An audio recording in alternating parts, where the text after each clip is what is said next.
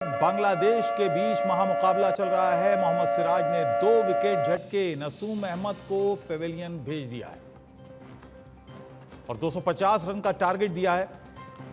बांग्लादेश की टीम ने 250 रन का 256 रन का टारगेट दिया है। 256 यानी 255 रन बनाने में कामयाब रही है बांग्लादेश की टीम। तो 257 का टारगेट, माफ कीजिए, यानी 256 रन बनाए हैं बांग्लादेश की टीम ने। तो अब 257 रन चेज करने हैं भारतीय टीम को। एक सम्मानजनक स्कोर तक आज बांग्लादेश पहुंचा। शुरुआत भी बांग्लादेश की अच्छी रही। दोनों ओपनर्स काफी जमकर खेल रहे थे। लिट्टन दास और तंजीब हुसैन ने अच्छी पारी खेली, दोनों ही ओपनर।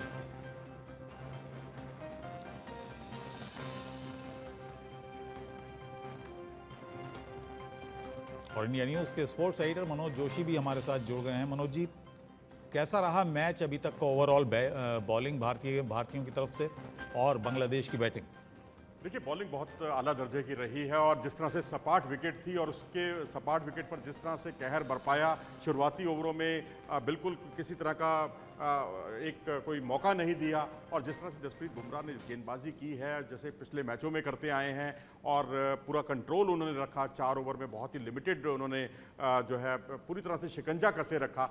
सिराज थोड़े से आप इरेटिक होते जा रहे हैं, लेकिन ठीक है, गनीमत है कि 2 विकेट उन्होंने चटकाए, लगातार वो विकेट चटका रहे हैं। और जिस तरह से आज बुमराह ने एक शुरुआती ओवर में नहीं लेकिन बाद के ओवरों में जो 2 लगातार विकेट उन्होंने चटकाए हैं, उससे उन्होंने लेंथ में बहुत बदलाव किए।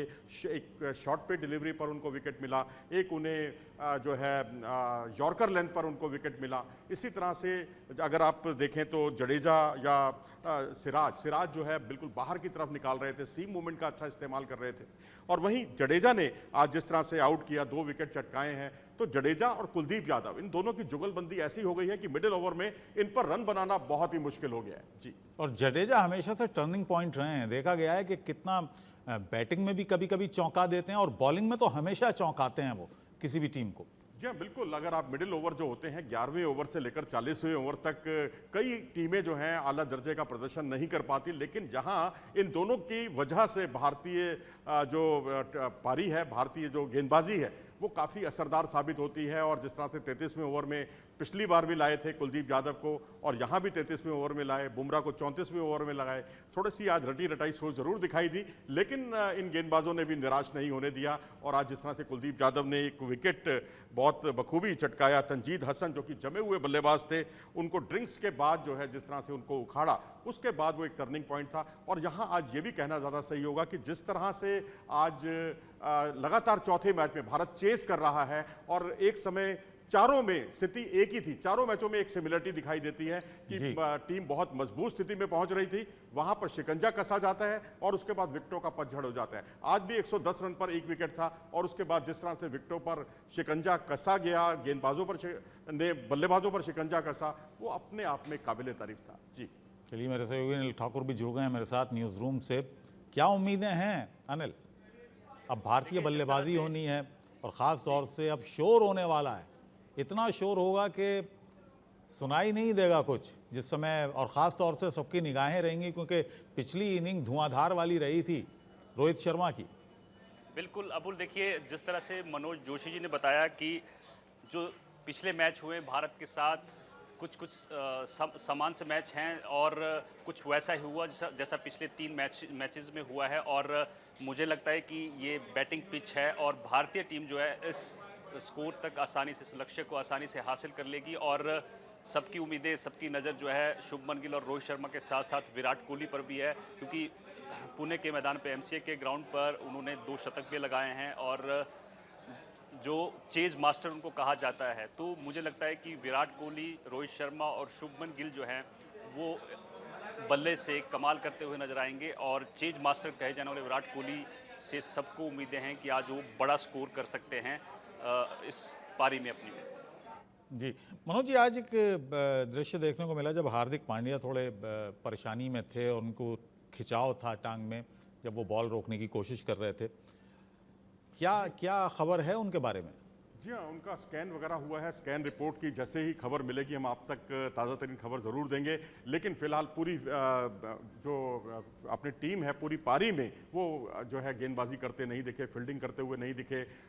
जब उनको पहले ही ओवर में लाया गया था, बाउंड्री ज़रूर उन पर पड़ी, लेकिन उसके बाद जिस तरह से लिटन दास को उन्होंने गेंद की और उन्होंने स्ट्रेट ड्राइव लगाया था, गए थे वो अपने फॉलो थ्रू में उसको गेंद को पकड़ने के लिए दाहिनी और झुके थे, लेकिन वहीं उनके टखने में थोड़ी सी इंजरी हो गई, टखना मुड़ गया, जिसकी वजह से वो दर्द से कराहते हुए दिखाई दिए। फिर खेल भी रुका रहा, उनको वहाँ पर पट्टियाँ भी की गई और जिस तरह से मेडिकल टीम उसमें जुटी हुई थी उसको देखकर लग रहा था कि आज ये खेलते हुए दिखेंगे नहीं।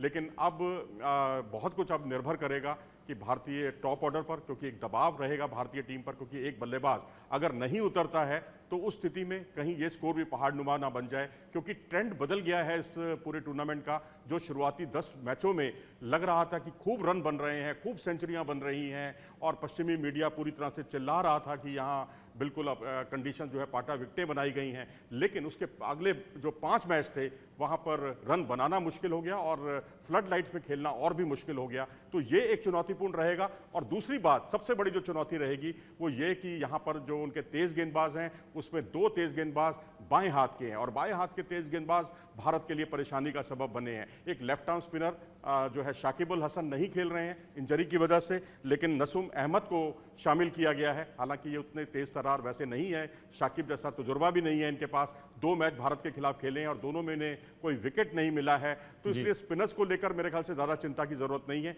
लेकिन शुरुआती ओवरों में भारत को विकेट बचाकर खेलना होगा, ठीक उसी तरह से जैसे बांग्लादेश ने एक अच्छी रणनीति बनाई थी और ज़्यादा चौके, ज़्यादा बाउंड्रीज पर ध्यान नहीं दिया। अगर देखें तो पहले 5-6 ओवर में केवल 1 चौका लगा था, तो उसके बाद उन्होंने 93 रन की दोनों सलामी बल्लेबाजों ने एक अच्छी खासी पार्टनरशिप को अंजाम दिया। तो बस यही है कि आप बाएं हाथ के तेज गेंदबाजों से संभल कर खेलिएगा। जी, सिराज की अगर बात करें, थोड़े महंगे साबित हो रहे हैं सिराज। हालांकि 2 विकेट लिए उन्होंने, लेकिन 6 की इकोनॉमी से उन्होंने रन दिए आज। जी हाँ, बिल्कुल। और अगर उनको विकेट भी अगर आप देखेंगे, ठीक है सीम मूवमेंट था उनको बाद में मिला है, लेकिन शुरुआती ओवरों में वो हर मैच में बहुत महंगे साबित हो रहे हैं। और मुझे ये मोमेंटम वाली बात समझ में नहीं आ रही जो इससे पहले भी कही गई थी भारतीय टीम के जो बॉलिंग कोच हैं पारस महामरे द्वारा प्रेस कॉन्फ्रेंस में, कि हम टीम का जो विनिंग कॉम्बिनेशन है उसको, उसके साथ जो मोमेंटम बना हुआ है उसको बिल्कुल चेंज नहीं करना चाहते, बदलना नहीं चाहते। लेकिन अब शमी जैसा खिलाड़ी जो सीम का मास्टर है और ऐसी कंडीशन में मेरे ख्याल से वो बहुत उपयोगी साबित हो सकते हैं टीम के लिए, तो मेरे ख्याल से इस पर पुनर्विचार जरूर करना चाहिए। लेकिन आज जो सिराज की गेंद पर, जो कि बाहर सीम से पड़कर बाहर की तरफ जा रही थी, उस पर जिस तरह से आज मिराज का जो मेहदी हसन मिराज है उनका कैच लपका है विकेट के पीछे, बहुत ही बेहतरीन तरीके से केएल राहुल ने उन्होंने डाइव लगाकर बाईं और गोता लगाया था और एक हाथ से कैच पकड़ा, वो आउटस्टैंडिंग था।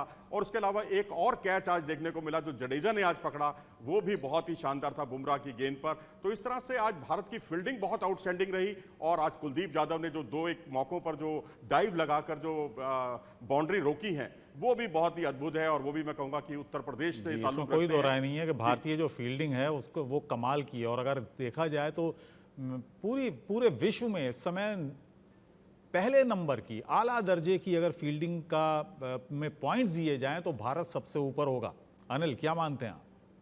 बिल्कुल, देखिए इस वक्त भारतीय टीम जो प्रदर्शन कर रही है, मुझे लगता है कि एक प्रोफेशनल टीम की तरह प्रदर्शन कर रही है, हर क्षेत्र में बेस्ट परफॉर्मेंस दे रही है। और मुझे लगता है कि आज का मैच भी है उसको भी वैसे ही ठीक ख़त्म करेगी जैसे इससे पिछले मैच जो हैं 3 मैच भारतीय टीम ने ख़त्म किए हैं। चाहे फील्डिंग की बात हो, गेंदबाजी की बात हो, हमने भले ही, मुझे लगता है कि इस मैच में अगर 50 रन थोड़े कम बनते, 200 तक रोक लिया जाता तो शायद स्कोर और भी कम होता और आसान हो जाता टीम इंडिया के लिए। लेकिन खैर, जिस तरह से आपने बात की कि सिराज जो हैं वो थोड़े महंगे साबित हो रहे हैं, उन्होंने 10 ओवर में 60 रन दे डाले।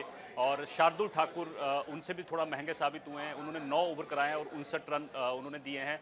तो कहीं ना कहीं जिस तरह से बात की जा रही थी कि शार्दुल ठाकुर, सिराज को अगले मैच में खिलाया जाए या फिर हमारे पास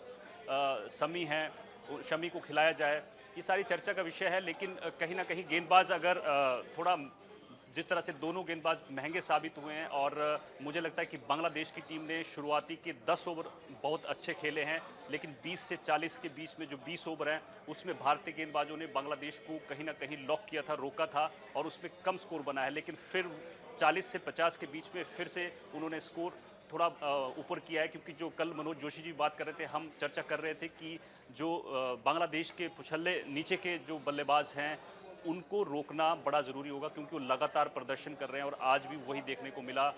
मुशफिकुर रहीम और महमदुल्लाह ने अच्छा स्कोर किया और इसको 256 तक ले गए। तो मुझे लगता है कि कहीं ना कहीं हमारे जो गेंदबाज हैं, जैसे बुमराह हैं, कुलदीप यादव है, जडेजा है, बहुत अच्छा प्रदर्शन कर रहे हैं गेंदबाजी से, और जो सिराज हैं, शार्दुल ठाकुर है, उन पर सोचना पड़ेगा, क्योंकि अगले मैच जो हैं इंग्लैंड, न्यूजीलैंड जैसी बड़ी टीमों के साथ हैं, तो हमें उस पर गौर करना चाहिए। जी मनोज जी, अब भारत बल्लेबाजी करने उतरेगा तो जो सेकंड इनिंग होती है, बाद में जो शाम का वक्त होता है, फ्लड लाइट का एक माहौल होता है, नमी होती है मौसम में, क्या तब्दीली नज़र आएगी? ख़ास तौर से गेंदबाजों को कहा जाता है कि बाद की इनिंग में मदद मिल जाती है।